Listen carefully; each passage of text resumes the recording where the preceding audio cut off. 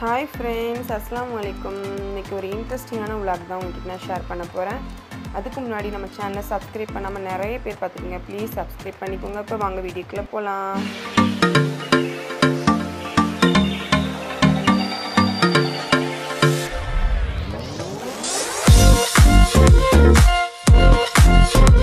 இது என்னோட அம்மா வீடு.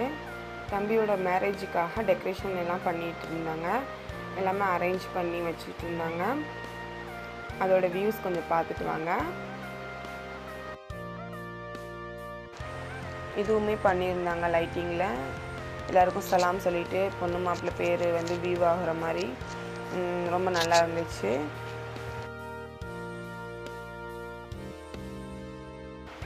ஓகே வாங்க ஃப்ரெண்ட்ஸ், இது என்ன அப்படின்னா கல்யாணத்துக்கு முந்தின நாள் வந்து மங்கிலி கூழ் அப்படின்னு சொல்லிட்டு, அதாவது மாங்கிலிய கூழ் அப்படின்னு சொல்லிட்டு எங்கள் ஊரில் ஃபேமஸான ஒரு கூழ் தான் இது. இது வந்து எப்படின்னா பொண்ணு வீட்டிலேருந்து மாப்பிள்ளை வீட்டுக்கு சென்ட் பண்ணுவாங்க. இது நம்ம எல்லாருமே ரிலேட்டிவ் வீட்டுக்கு சென்ட் பண்ணுவோம், அவ்வளோதான்.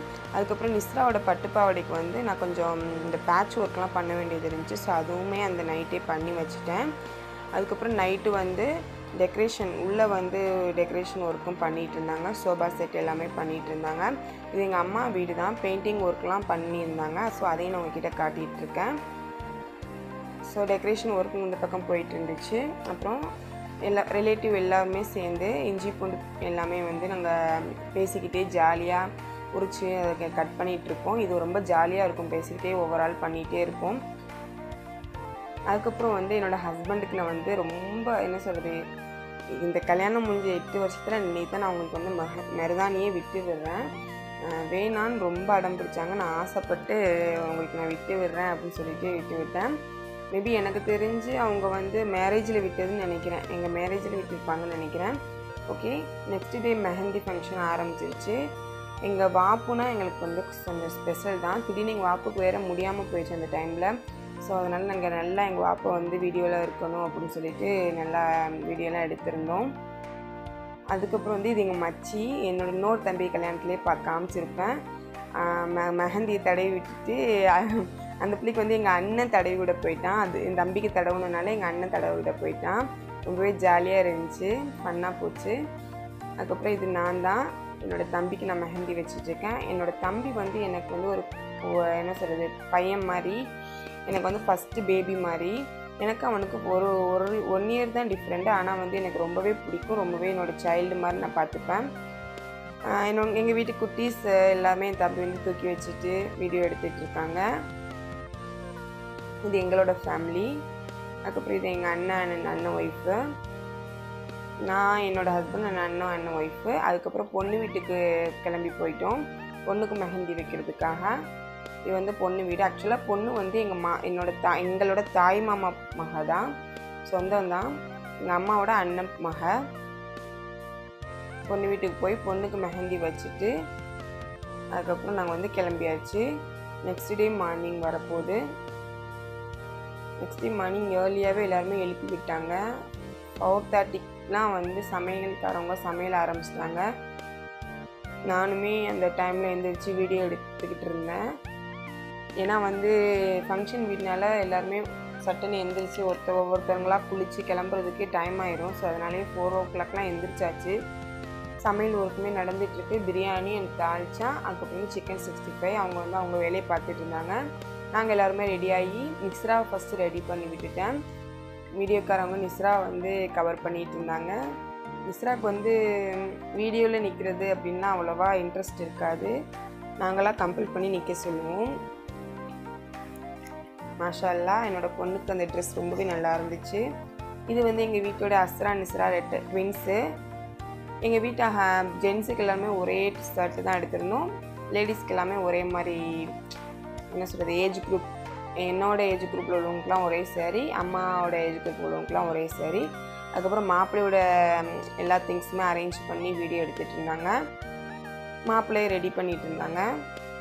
என் தம்பியுமே ரெடி ஆகிட்டு இருந்தான். இதுதான் அவனோட கல்யாண மாலை. ரொம்பவே மாஷா அல்லாஹ் அழகாகவே அமைஞ்சிருந்துச்சு. அதுக்கப்புறம் அம்மாவும் அண்ணனும் சேர்ந்து மாலையை மாட்டி விடுறாங்க. அதுக்கப்புறம் கொஞ்சம் ஃபேமிலியாக அவங்கவுங்க நின்று ஃபோட்டோஸும் எடுத்துக்கிட்டோம். நெக்ஸ்ட்டு வந்து மாப்பிள்ளையை வீட்டில் வச்சு வாழ்த்திட்டு அப்புறம் வந்து பள்ளிவாசலில் நிக்கா.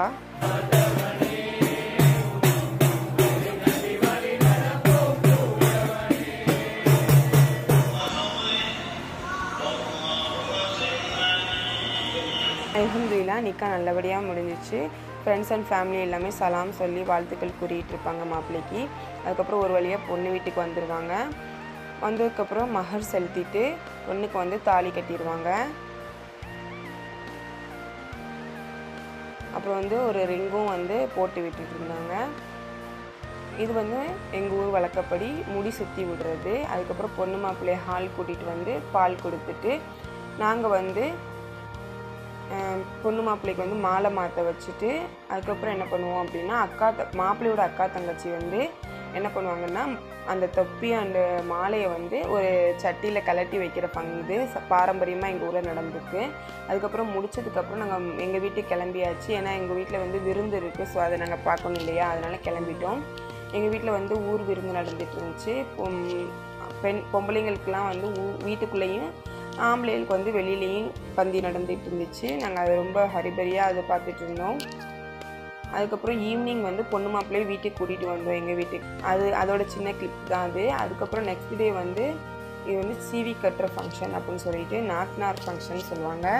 இது வந்து பொண்ணுக்குள்ள திங்ஸ் எல்லாமே 11 திங்ஸ் என்னமோ வச்சு பூ பழம் இந்த மாதிரி பட்டு புடவை எல்லாம் கொண்டு போய் பொண்ணுக்கு நம்ம உடுத்தி விட்டுட்டு அதுக்கப்புறம் வந்து பல்லாங்குழி விளையாடுவாங்க.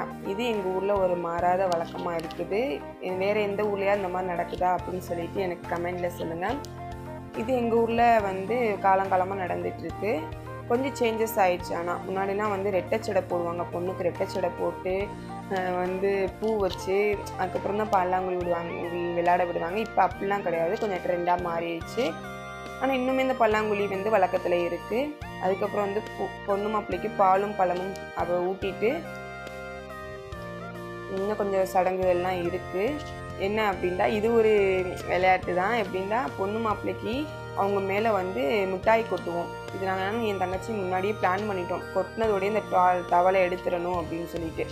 ஏன்னா வந்து இல்லைன்னா பசங்கள்லாம் என்ன பண்ணிடுவாங்க, பொண்ணு மாப்பிள்ளையும் போட்டு அமுக்கி ஒரு வழி பண்ணிடுவாங்க. ஸோ அதனால தான் நாங்கள் ஏற்கனவே அனுபவப்பட்டுட்டோம். என்னோடய மேரேஜ், என் தங்கச்சி மேரேஜ் இந்த மாதிரி நிறைய அனுபவப்பட்டுட்டோம். ஸோ அதனால் இது வந்து ஒரு சின்ன ஒரு விளையாட்டு தான். பசங்கள்லாம் எவ்வளோ ஆளுலாம் கூட்டிகிட்டு வந்து எங்கள் வாப்போட எல்லா ஜோடிஸுமே, அதாவது பேரன் பேத்தி எல்லாருமே கிளிப்பிங்ஸ் எடுத்துக்கிட்டோம். இது ஒரு மெமரியாக இருக்கட்டும் அப்படின்னு சொல்லிட்டு. அதுக்கப்புறம் பாய் ஃப்ரெண்ட்ஸ், இது வந்து எங்கள் ஃபேமிலி எல்லாருமே சென்ட் ஆஃப் வீடியோ தான். கண்டிப்பாக இந்த வீடியோ இன்ட்ரெஸ்டிங்காக பார்த்துருப்பீங்கன்னு நினைக்கிறேன். பிடிச்சிருந்தா நம்ம சேனலை சப்ஸ்கிரைப் பண்ணுங்கள், மறக்காமல் சப்போர்ட் பண்ணுங்கள். தேங்க்ஸ் ஃபார் வாட்சிங். பாய்.